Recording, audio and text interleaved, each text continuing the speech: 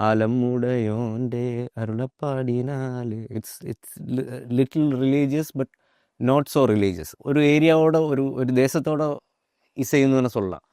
So அதில் வச்சு நிறையா இதே மாதிரி பாட்டு இருக்காங்க.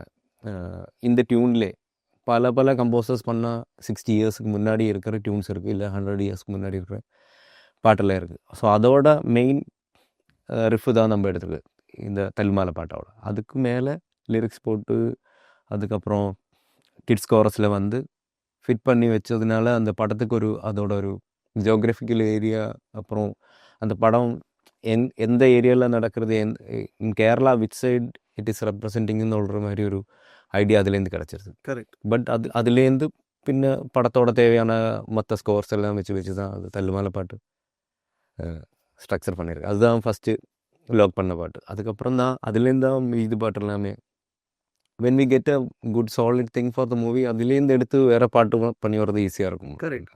இந்த ஸ்பேஸ்க்குள்ளே தான் ஸ்பேஸுக்குள்ளே வந்து இனிஷியல் ஸ்பேஸ் பிடிக்கிறது தான் எப்பவுமே கொஞ்சம் கஷ்டம். ആലമുടയോൻ്റെ അരുളപ്പാടിനാലെ ആദം ഹവ്വ കണ്ട് കൂടെ കൂടിയ നാള് ബർക്കത്തുള്ള നാള് ബൈക്കിട്ട് രണ്ടാള് അതിനാൽ കോർത്തിടട്ടെ നല്ല തല്ലുമാല. அப்படி ஒரு பாட்டு bro. But it will be more nice with the kids chorus.